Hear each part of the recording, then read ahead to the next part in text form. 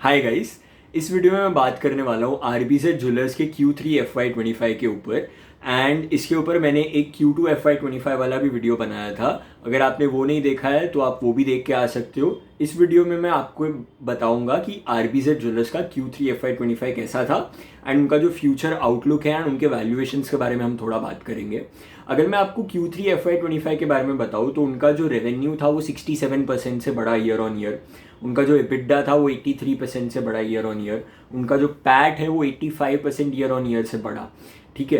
And अगर मैं बोलूँ इनके ओवरऑल गाइडेंस का, तो कंपनी का गाइडेंस था कि वो लोग FY25 में अराउंड 35 करोड़ का पैट करेंगे। ठीक है, प्रॉफिट आफ्टर टैक्स।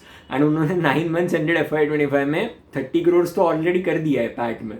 तो बस उनको 5 करोड़ का पैट करना पड़ेगा Q4 में to complete their guidance, which is I am very sure कि वो लोग कर लेंगे। बिकॉज उनका कहना है कि overall like compare to last year का Q4 एंड इस साल का Q4, ये साल का Q4 ज़्यादा अच्छा होने वाला है। तो लास्ट ईयर तो जो Q4 में उन्होंने पैट किया था उससे तो ज़्यादा ही करेंगे। तो मतलब 5 करोड़ से तो obviously without fault, without default ज़्यादा ही करेंगे वो लोग। ओके। तो ये अभी गाइडेंस की बात हो गई। अगर मैं टॉप लाइन गाइडेंस की बात करूँ तो आरबीजेड का कहना था कि वो लोग ये साल क्रॉस करेंगे, अराउंड 500 से 600 करोड़ के बीच में रेवेन्यूज करेंगे। एंड मैनेजमेंट का यही कहना है कि बिटवीन 500 to 550 वो लोग क्लोज करेंगे ये साल। मतलब 520 530 के आसपास वो लोग कर देंगे क्लोज ये साल का, जो उनका गाइडेंस था। एंड बेसिकली उनका गाइडेंस था कि वो लोग वॉल्यूम वाइज, अगर मैं बताऊं, उनका वॉल्यूम वाइज थोड़ा अच्छा गाइडेंस था, बट देन वो कम हो गया। अराउंड उनका 1500 केजीज का गाइडेंस था, बट देन उन्होंने वो कम कर दिया, 1250 केजीज कर दिया वो। बिकॉज ऑब्वियसली इनके जो गोल्ड के प्राइजेस थे वो बहुत ज़्यादा स्काई रॉकेट हो गए अगर आप देखोगे, राइट। एंड उसकी वजह से वैल्यू में तो ग्रोथ आ रही है, बट वॉल्यूम वाइज उनको वो गाइडेंस अपना कम करना पड़ा। एंड वो लोग कह रहे हैं कि ये साल के एंड तक वो लोग दे will do around like 1250 kilograms in gold, मतलब प्रोसेसिंग, राइट। एंड अगर मैं बात करूँ उनके ओवरऑल फैसिलिटी की, तो ये लोग की जो फैसिलिटी है, manufacturing facility around 24,000 square feet की है। उस पर they can easily do 2 tons तक, मतलब 2000 किलो तक वो लोग कर सकते हैं, राइट। एंड मतलब अभी तो 1700-1800 कर सकते हैं, बट उन्होंने कहा कि अगर उनको ज़रूरत पड़ी तो इन हाउस एक्सपांड करके वो लोग 2000 तक भी कर सकते हैं इसी फैसिलिटी से। एंड अभी ये साल वो लोग क्रॉस करेंगे अराउंड 1250 केजीज। तो इनका जो कैपेसिटी एक्सपेंशन का प्लान था, मतलब जो पहले अगर Q2 का आपने वीडियो देखा होगा मेरा, तो उन्होंने उसमें एक प्लान बताया था अपना कि they had identified a land and वहाँ पे उनको कैपेसिटी एक्सपेंशन करना था। उनको अपना टोटल कैपेसिटी 5-6 टन तक लेके जाना था, but now they feel that this capacity expansion would not be needed in the near term. मतलब लॉन्ग टर्म में तो ऑब्वियसली वो करेंगे, बट नियर टर्म में अगले कुछ क्वार्टर्स के लिए वो नहीं ज़रूरत रहेगी। बिकॉज ऑब्वियसली गोल्ड के जो प्राइसेस है वो स्काई रॉकेट हो गए, राइट। तो उनका जो वॉल्यूम वाइज था वो ये जो गाइडेंस है वो गिर गया है, राइट। एंड उनका कैपेसिटी अभी भी सस्टेन कर सकता है आने वाले कुछ क्वार्टर्स के लिए, जब तक वो लोग 2000 केजीज तक ना पहुंचे, राइट। उसके बाद उनको कैपेसिटी एक्सपेंशन की जरूरत पड़ेगी। उसके पहले अननेसेसरली एक्सपांड करके तुम्हारा वर्किंग कैपिटल तुमको ज़्यादा बढ़ाना पड़ेगा। बिकॉज ऑब्वियसली फैक्ट्री एक्सपांड करोगे तुमको वर्किंग कैपिटल लगेगा। तो मैनेजमेंट फील्स कि अभी उनको कैपेसिटी एक्सपेंशन की ज़रूरत नहीं है। अगर मैं रिटेल स्टोर पे आऊँ तो उनका ये रिटेल स्टोर जो है अहमदाबाद में, वो अराउंड उन्होंने एक नया फ्लोर ऐड किया उसमें। एंड उनका अभी कहना है कि वो लोग ईयरली 600-700 करोड़ उस पर कर सकते हैं। एंड इस साल they will do around like half of that, मतलब 250-300 crore they will do from there retail store, right.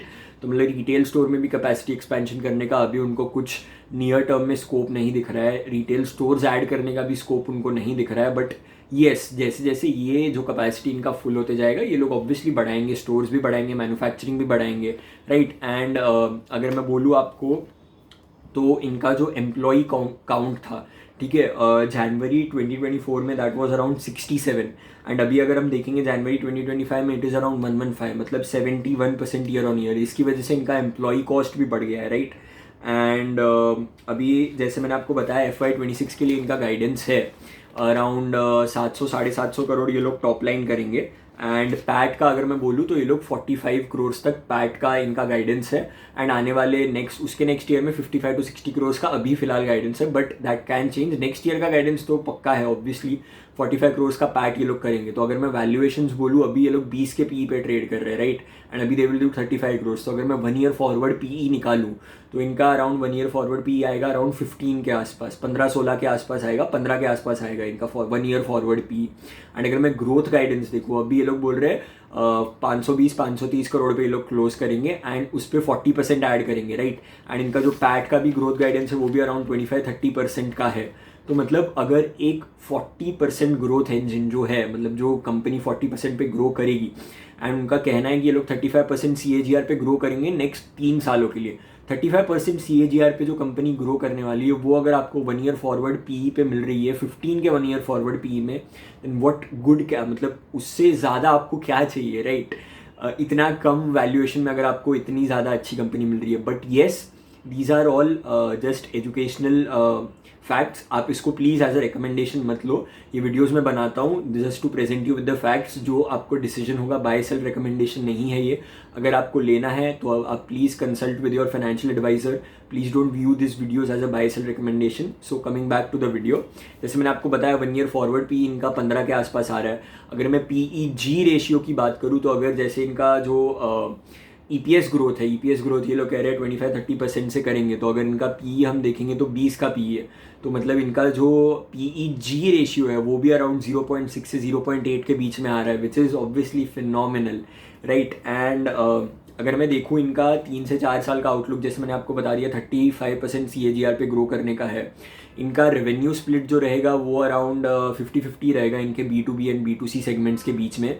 B2B मतलब ये लोग बेसिकली जॉब वर्क करते हैं, जो बड़े बड़े जूलर्स रहते हैं उनके लिए, टाइटन हो गया, मलाबार हो गया, उनके लिए ये लोग जॉब वर्क सर्विसेज देते हैं। मतलब वो लोग इनको गोल्ड देते हैं, and these guys they employ their कारीगर्स टू डू लाइक, मतलब वो बनाने के लिए ये लोग बोलते हैं, and then these guys give it to them. मतलब ये लोग लेबर वर्क का चार्जेस ये लोग लेते हैं उस पर। एंड देन इनका ऑब्वियसली रिटेल सेगमेंट जो है, तो इनका जो रेवेन्यू स्प्लिट होगा आने वाले कुछ टाइम के लिए, that would be around 50-50। Volume wise अगर हम स्प्लिट देखेंगे तो दे will do around like 70% B2B and 30% B2C।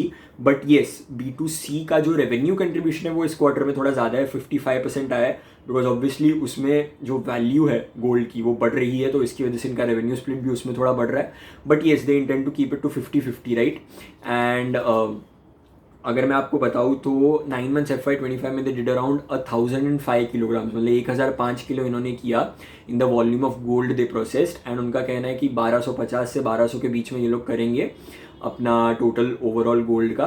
And अगर Q3 की बात करूँ मैं, तो they did around like 461 kilograms, which is up from like 312 kilograms in the same quarter last year, right? And अगर मैं आपको ये डेट के बारे में बताऊँ, तो इनका शॉर्ट टर्म डेट अभी 100 करोड़ का है, लॉन्ग टर्म डेट इनका कुछ भी नहीं है, 18 करोड़ का डेट इन्होंने रीपे कर दिया है। ये लोग का कहना है कि ये लोग अभी 50 से 70 करोड़ का डेट और ऐड करेंगे, that is for basically working capital and stuff. And अगर मैं आपको बताऊं बेसिकली, देखने जाएंगे तो ये लोग गोल्ड मेटल लोन्स नहीं लेते हैं। बेसिकली ये लोग का जो गोल्ड है ये लोग सीधा डायरेक्टली खरीदते हैं, एंड देन रिटेल से ये लोग बेचते हैं अपने शोरूम से, राइट? एंड उनका जो जॉब वर्क वाला गोल्ड है वो तो ऑब्वियसली ये लोग का कुछ लेना देना नहीं है उससे, वो तो टाइटन, मलाबार ये लोग सब लोग ही देंगे उनको, तो उससे कुछ लेना देना है ही नहीं। इनका जो नॉर्मल गोल्ड है, ये लोग गोल्ड मेटल लोन्स प्रेफर नहीं करते। क्यों प्रेफर नहीं करते? बिकॉज ऑब्वियसली गोल्ड का प्राइस अगर बढ़ता है तो these guys they have to give margins to the banks, excessive margins to the banks. मतलब अगर गोल्ड का प्राइस 70 से 80,000 हो गया तो इनका मार्जिन इंक्रीज हो जाएगा, जो इनको बैंक को देना पड़ता है वो वाला मार्जिन। एंड वो मार्जिन देने के लिए that is not sustainable for them, because RBZ is still a single store retailer, right? उनका एक ही स्टोर है, एंड इतनी बड़ी स्केल पे नहीं है कि वो लोग गोल्ड मेटल लोन्स अफोर्ड कर पाए। मतलब लेना उनके लिए सस्टेनेबल नहीं है, तो इसलिए वो लोग लेते भी नहीं है। तो अगर हम देखेंगे जो अभी गोल्ड मेटल लोन्स का रेट चल रहा है वो अभी 3.5% से सीधा डबल हो गया है, राइट? 6%, अभी 6-7%, बिकॉज ट्रम्प महाराज ने जो टैरिफ्स का खेल रचाया है ऑब्वियसली उसकी वजह से, तो सेंट्रल बैंक्स पैनिक हो गए, सेंट्रल बैंक्स ने गोल्ड होल्ड करना चालू कर दिया। एंड इंडियन बैंक्स जो रहती है वो तो सेंट्रल बैंक से ही गोल्ड लेके इनको देती है जूलर्स को, तो ऑब्वियसली उसका गोल्ड मेटल लोन्स का रेट इंक्रीज हो गया। But RBZ will remain largely unaffected from this, because obviously these guys they don't care, वो लोग डायरेक्टली मार्केट से खरीदते हैं, whatever they sell they buy, right? तो उसकी वजह से इनको कुछ इम्पैक्ट नहीं होगा उसका। And that is all for RBZ Q3 FY25। अगर आपने मेरा PN गार्डगिल वाला वीडियो देखा होगा, एंड कल जो मैंने सेंको गोल्ड वाला डाला, those guys will be more affected by this gold metal loans वाला जो अभी रेट इंक्रीज हो रहा है उससे। RBZ will largely remain unaffected from this, and इनका जो फ्यूचर स्कोप है वो तो काफ़ी ज़्यादा अच्छा लग रहा है मुझे। तो 35% कैगर पे ये लोग ग्रो करने का बोल रहे हैं इनके टॉप लाइन, एंड इनका जो बॉटम लाइन का गाइडेंस है वो भी अराउंड 25-30% ग्रोथ का ही है। पीई इनका अभी 20 पे चल रहा है, 1 ईयर फॉरवर्ड पीई 15 पे चल रहा है, पीईजी रेशियो भी सस्टेनेबल है, मतलब क्वाइट फेवरेबल है। एंड ये सब तो फैक्ट्स है, अभी आपको डिसीजन लेना है, मैं आपके लिए डिसीजन लेने नहीं वाला। So that's all for today, thank you, I will see you in the next one.